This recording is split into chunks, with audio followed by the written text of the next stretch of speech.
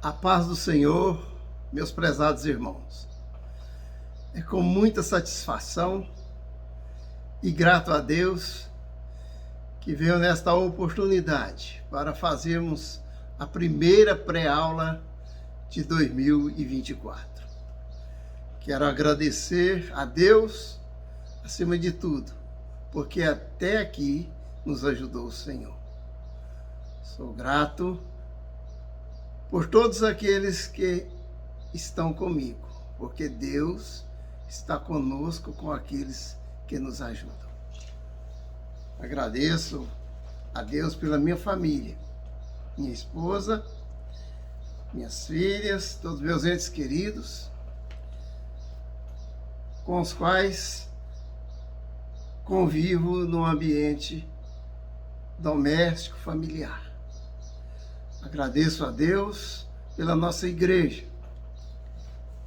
pela convivência com os irmãos, que passamos de maneira harmoniosa nesse ano de 2023 e chegamos aqui em 2024, nessa comunhão fraternal, em amor e esperança da volta de Jesus. Sabendo que Deus tem nos ajudado e nos dado graça para fazermos a sua obra.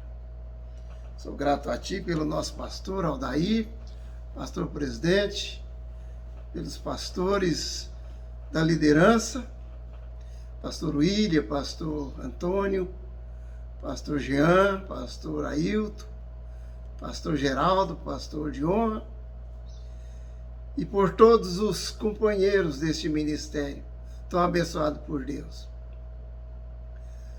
Sou grato a Deus por esta missão que Ele tem me entregado, de estar fazendo os comentários, juntamente com os irmãos, com o pastor Jean, o pastor Gilvan, neste ano de 2023.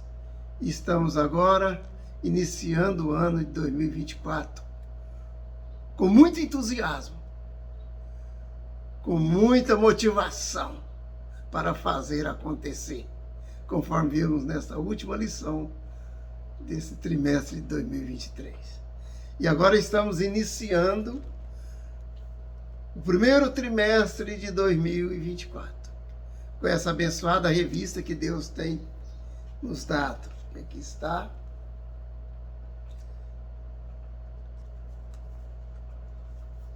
A lei da semeadura. A semeadura e a colheita. Vamos estudar essa lei universal que Deus criou nesse trimestre, nesse primeiro trimestre. É muito importante para que nós possamos ser edificados espiritualmente.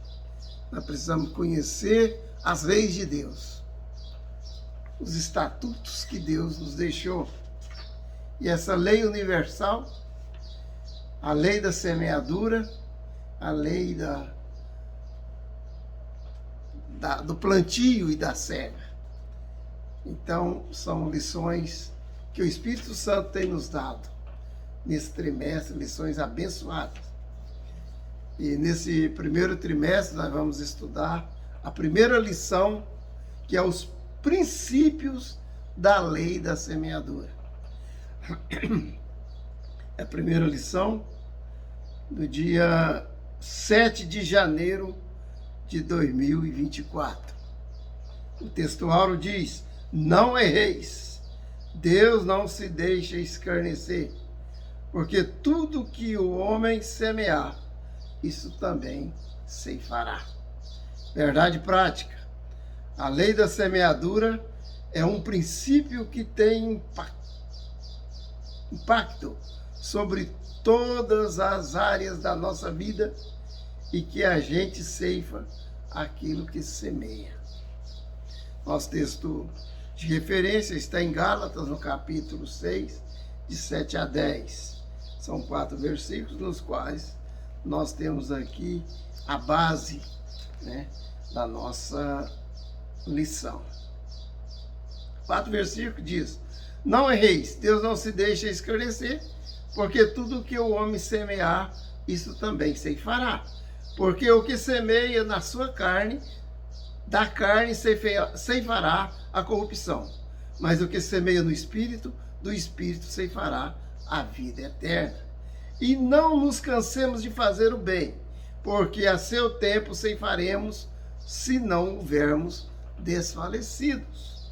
Então, enquanto temos tempo, façamos o bem a todos, mas principalmente aos domésticos da fé. Aleluia!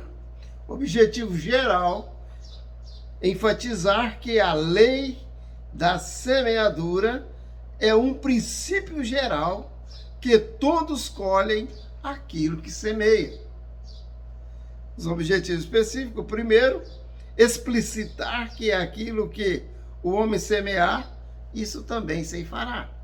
2, mostrar que não podemos colher algo de natureza diferente daquilo que semeamos.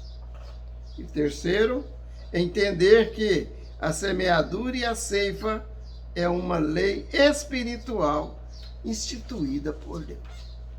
Portanto, irmãos, dessa lei ninguém escapa. Aquilo que nós plantamos, nós vamos colher. E tem alguns princípios aqui importantes, né? Algumas regras, né, que estão contidas nessa lei, que nós vamos aprender nessa lição, que é muito importante para nós, para conhecermos a vontade de Deus e para que nós possamos agir de acordo com a palavra do Senhor, para que possamos ter o máximo proveito em nossa vida e colhermos bons frutos daquilo que nós plantamos. Nós temos na introdução que diz: observamos que a lei da semeadura é apresentada claramente no texto de Gálatas e também em outros textos bíblicos, nos quais podemos confirmar claramente uma grande verdade: não podemos colher algo de natureza diferente daquilo que semeamos. Assim como quem semeia milho não pode colher arroz, quem semeia a mentira não pode esperar colher a verdade. Do que não plantou, o que semeia a injustiça cegará males. Provérbios 22, a face B, né? Então, irmãos, nós vemos que é interessante, né?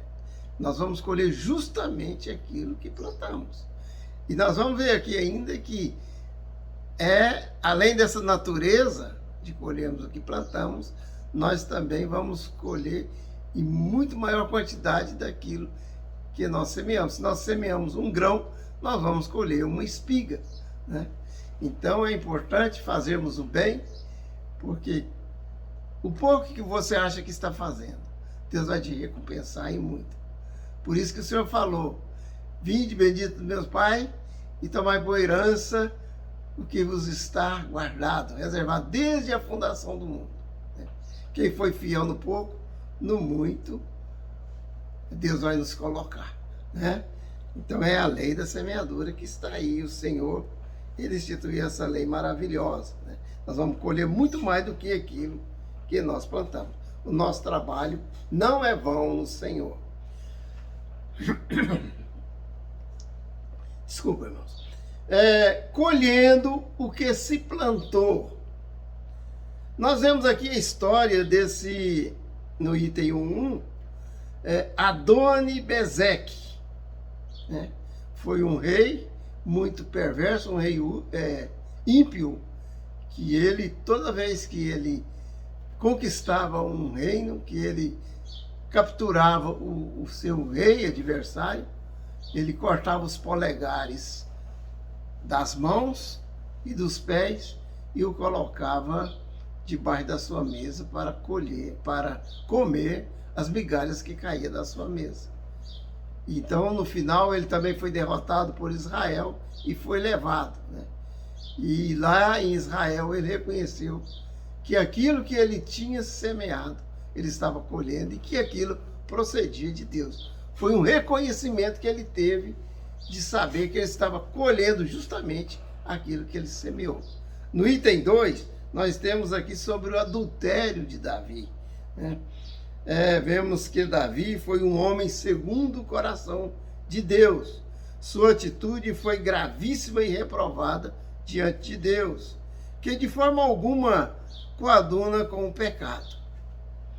Davi receberia qualquer pedido justo que fizesse ao Senhor. 2 Samuel 12:8. Sempre o Senhor respondia a Davi e como ele era do coração de Deus, Deus sempre lhe proporcionava todo o bem que ele pedia, que ele suplicava ao Senhor.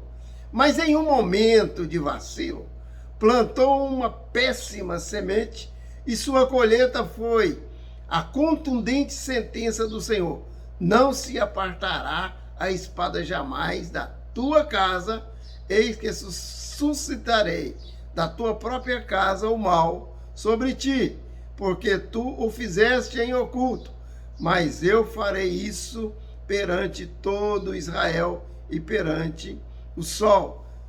2 Samuel 12, de 10 a 12. Aprendemos que o pecado traz consequências imprevisíveis ao longo do prazo, tanto para quem peca e também para os outros. Então, quantas pessoas sofreram também pelo pecado de Davi, né? Pelas consequências do seu pecado. Então, irmãos, a nossa responsabilidade é muito grande, né? É como aquele homem que edifica sua casa na areia. Ele perece na hora da tempestade, na hora que vem as enchentes, e dá com ímpeto sobre aquela casa, e ela é derribada, e a destruição é muito grande. Não só perece ele, como também toda a sua família e aqueles que estão junto com ele. Então nós vemos, diante do pecado de Davi, quantas pessoas sofreram, a sua própria família, né?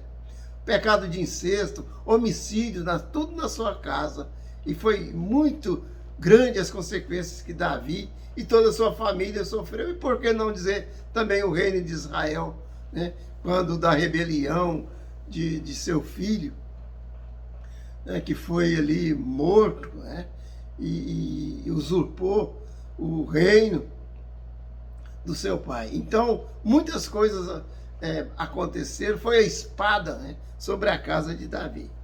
Aqui no item 3 fala de Jonas, né, que desobedece e colhe tribulação. Nós vemos que Jonas, ele foi mandado por Deus para ir na cidade de Nínive para pregar o arrependimento daquele povo, porque viria uma grande destruição. Nínive seria subvertida. Mas Jonas, ele já sabendo que o Senhor é misericordioso e que se o povo arrependesse, as suas profecias não se cumpririam, então ele preferiu tomar um navio e seguir para Jope, né? Para outra cidade, e ali foi grande a ruína naquela embarcação. O Senhor mandou uma tempestade, o pessoal do navio perdeu sua carga. Veja bem o prejuízo causado pela má semente que Jonas estava plantando. E no final ele foi lançado ao mar, engolido por um peixe, e dentro do peixe, do ventre do peixe, 3 dias e 3 noites ali, que ele veio se arrepender e orar: Senhor, quem me dera se eu estivesse ali diante do teu altar, né, vendo e contemplando a tua glória. Mas aí o Senhor teve misericórdia dele e o peixe o vomitou. Então na praia ele foi fazer, então, o mandato do Senhor. Muitos dizem assim que ele não quis ir, né? Por livre vontade, ele foi então de peixe, né? Foi vomitado lá na praia, e assim ele começou então a pregar. Então, os irmãos, aí nós temos no item 1 e 3 a história de Jonas. O que ele plantou, né, da sua desobediência, ele colheu todas essas consequências. O subsídio aqui eu achei interessante quando eu estava colocando, que eu coloquei assim, ó: a disposição de Jonas em morrer para salvar os marinheiros indica quão culpado ele se sentia por ter desobedecido a Deus e por colocar a vida da tripulação em perigo. É importante termos a consequência de que todas as nossas atitudes podem resultar numa colheita boa ou ruim, dependendo do que semeamos. Tudo que é semeado sempre retorna como colheita. É o que diz o nosso texto áureo, né? Não erreis, Deus não se deixa escarnecer, porque tudo que o homem semear, isso também se fará. Gálatas 6 e 7. Então nós vemos aqui, tanto nesse rei Adoni-Bezeque, como Davi, como Jonas, né? 3 exemplos que nós colocamos aqui de sementes, né? Mas que foram semeadas e veio uma consequência muito grande, né? A consequência multiplicada sobre a vida dessas pessoas que plantaram essa má semente. Vamos para o item 2.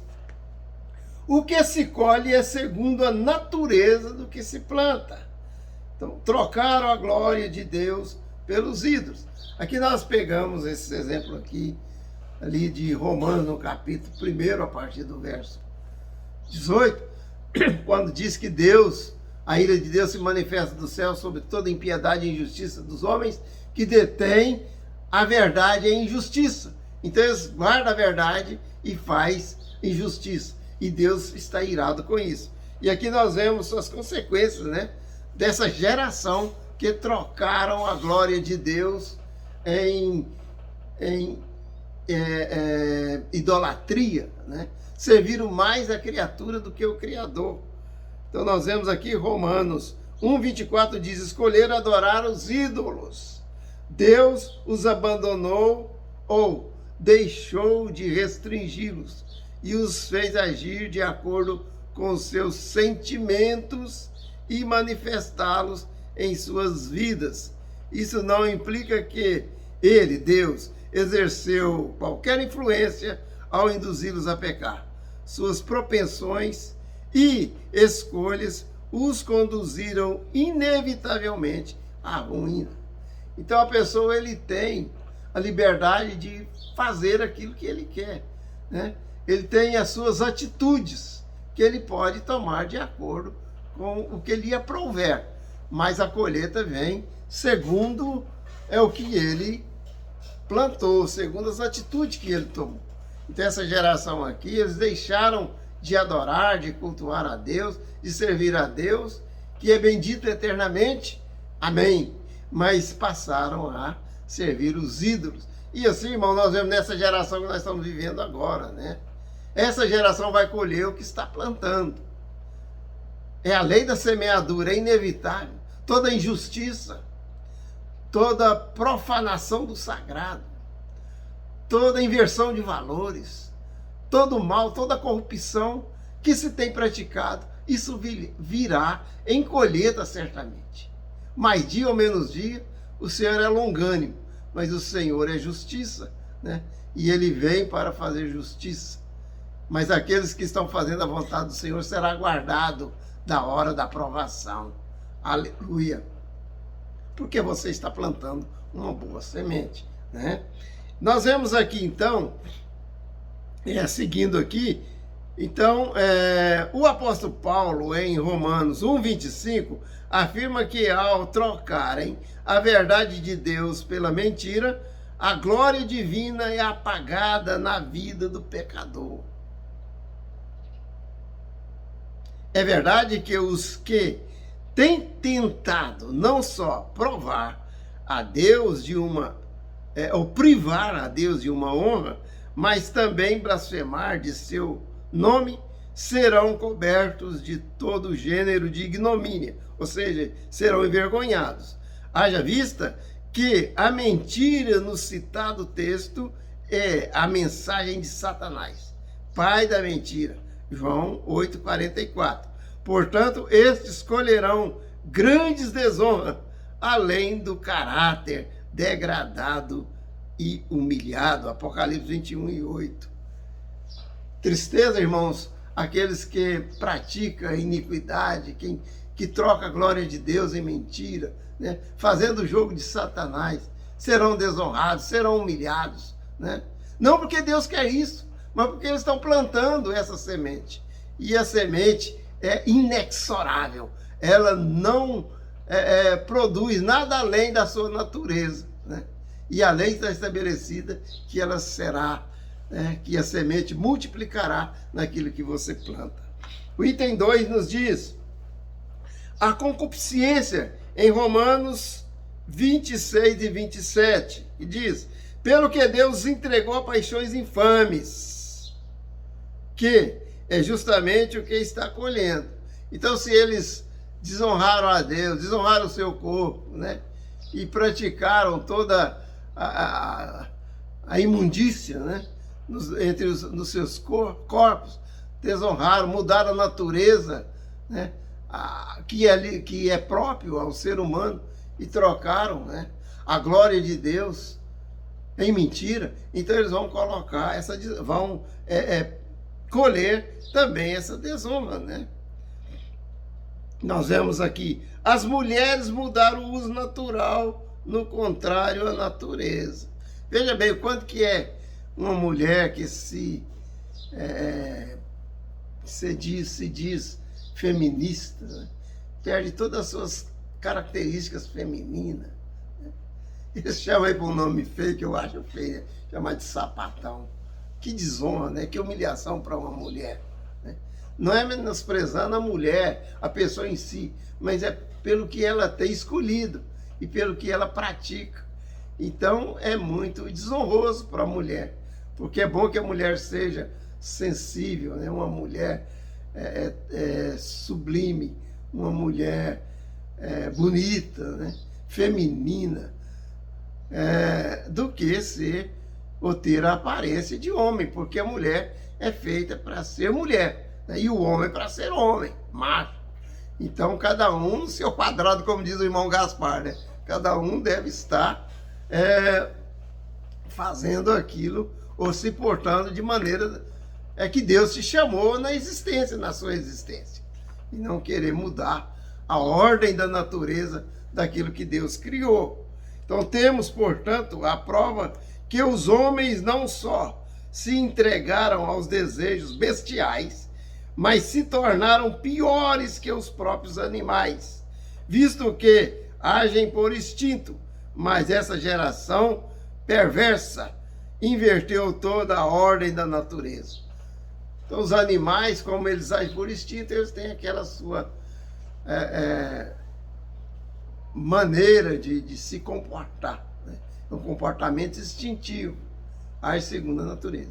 E como os homens têm o livre-arbítrio, agem pelo seu conhecimento, né? Pela inteligência, pela capacidade de intelectual, então eles criam, segundo as suas paixões, outras formas de agir diferente da natureza e da palavra de Deus, da ordem divina para o homem.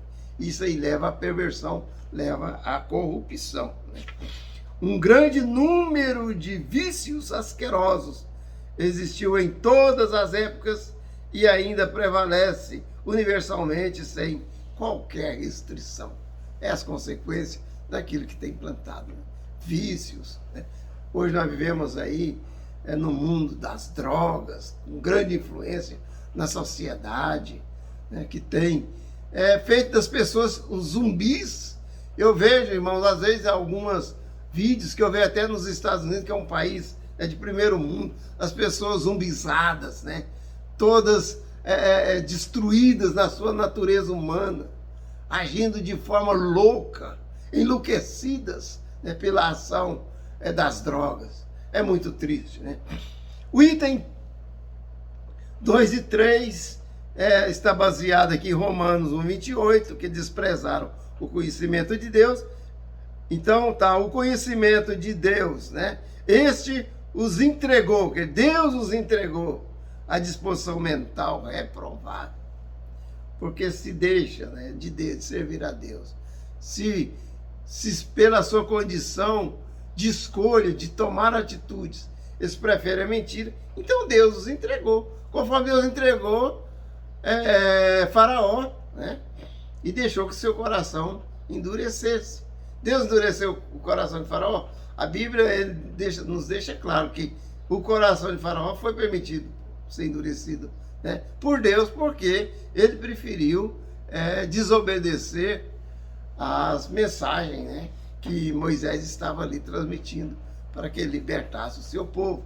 E ele mesmo vendo as maravilhas de Deus, através daquelas pragas que Deus estava fazendo, ele sempre endurecia depois que a praga passava. Então ele foi ali entregue, né, a um estado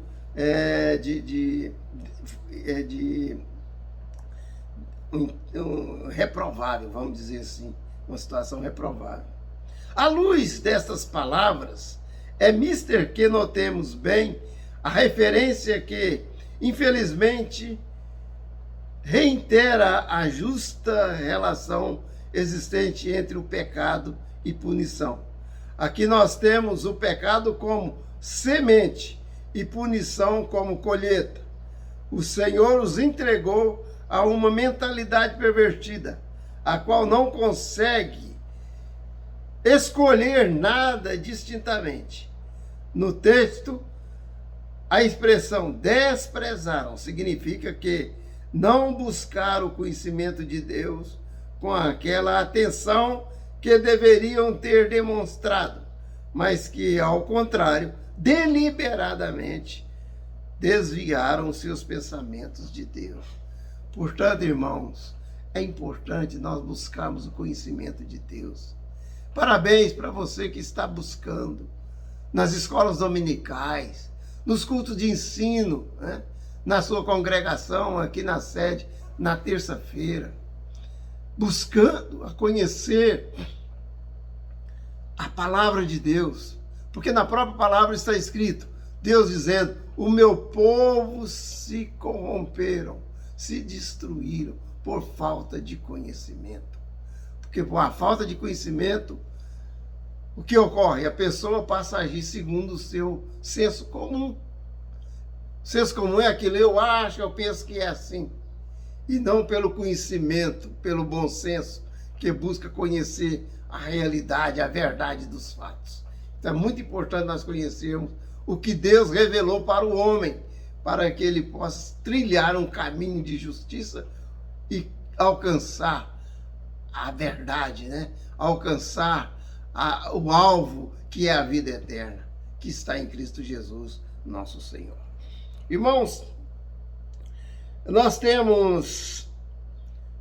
vamos agora, para ganhar tempo, vamos para o item 3, né?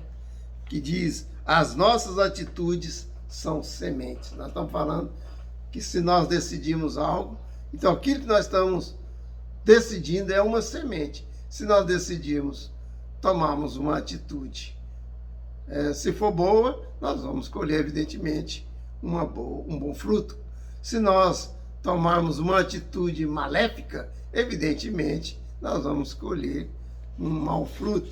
Na nossa lição diária aqui, em Oséias 8:7, diz, semearam ventos e colheram tormentos. Né? A Bíblia está clara em nos dizer que aquilo que a pessoa semeia, ele vai colher. Se ele semeia vento, ele vai colher muito mais do que um vento, vai colher tormento, um tufão, né? Que arranca tudo, arranca telhado, arranca, né? Derruba casa. É um tormento, porque ele semeou vento, né? Que Deus nos guarda, né, irmãos? Então, Deus retribuirá a cada um conforme o seu procedimento. Romanos 2, de 6-8.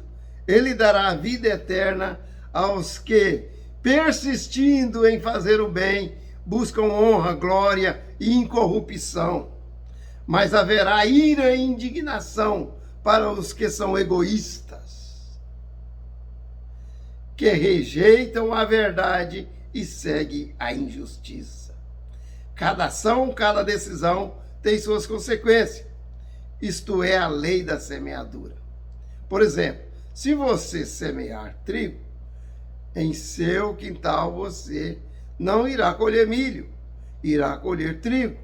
Da mesma forma, se você plantar mentira, discórdia e maldade, você vai colher castigo. É o que nós vimos aqui em Oséias 8:7. Mas, se você semear bondade, amor e honestidade, Deus recompensará você.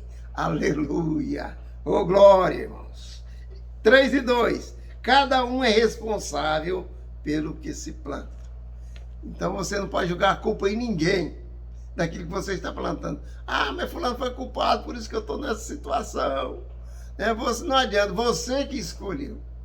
É igual Adão. Ah, Senhor, a mulher que tu me deste é que me deu desse fruto. Mas Deus disse, Adão, eu te disse a você que dessa árvore, no dia que dela comer, ele certamente morreria. E você comeu. Você foi induzido pela sua mulher. Então, irmãos, muito cuidado com as persuasões, com as sutilezas, né? Porque o diabo pode usar, muitas vezes, alguém até da sua intimidade para você quebrar um pacto com Deus. Você deve estar atento, primeiramente, buscar o reino de Deus e a sua justiça. Não se deixe levar pela sutileza, né? Pelo engano da vida deste mundo. Mas guarda, né? E se esconde no Senhor, conforme o Salmo 91, né? Habita no esconderijo do Altíssimo e descansa à sombra do Onipotente.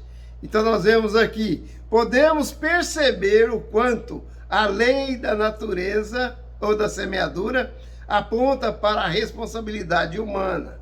O apóstolo Paulo, ele faz uma importante exortação no afirmar que a responsabilidade pessoal é intransferível. Gálatas 6 e 5. Isso está de acordo com o ensino bíblico, o qual determina que cada pessoa será julgada à luz de suas próprias ações. Aqui nós temos várias referências, os irmãos podem conferir depois. O item 3 e 3 diz, a escolha e o destino. O primeiro grupo, ou seja, da escolha, formado pelos que semeiam na carne, Gálatas 6 e 8, né, nesse versículo, são aqueles que deixam a velha natureza decaída e corrompida pelo pecado seguir livremente o seu curso. Então veja bem, aqueles que estão semeando na carne estão deixando a velha natureza, ou a carne dominar a sua vida e seguir no seu curso, né? Já o segundo grupo, que é os que andam em espírito, né? Os que semeiam no espírito, são os que vivem pelo Espírito Santo, ou seja, sua liberdade está no ser guiado pelo Espírito, Gálatas 5 e 18. A diferença entre esses dois grupos é imensa. O primeiro encontrará destruição e o tormento eternos. Já o segundo colherá a vida eterna da parte do Espírito. Aleluia. Glória a Deus.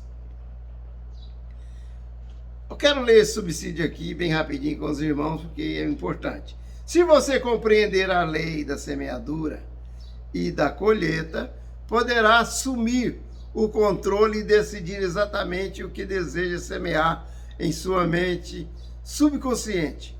Quando você já for capaz de formar novos hábitos, começará a colher melhores resultados.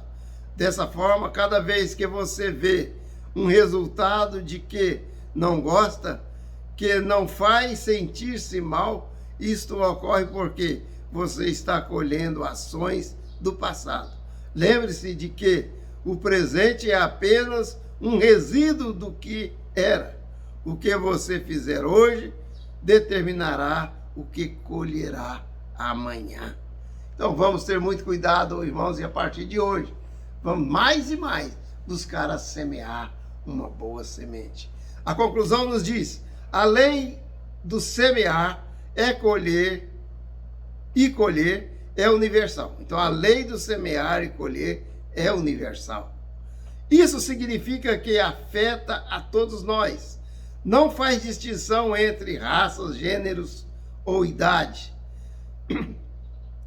Não importa onde você mora ou em que situação você se encontra. Sua vida é regida por essa lei universal que é imutável. Acreditar ou não nesta lei não faz diferença. Ela não pode ser alterada ou manipulada. Não há como escapar dela.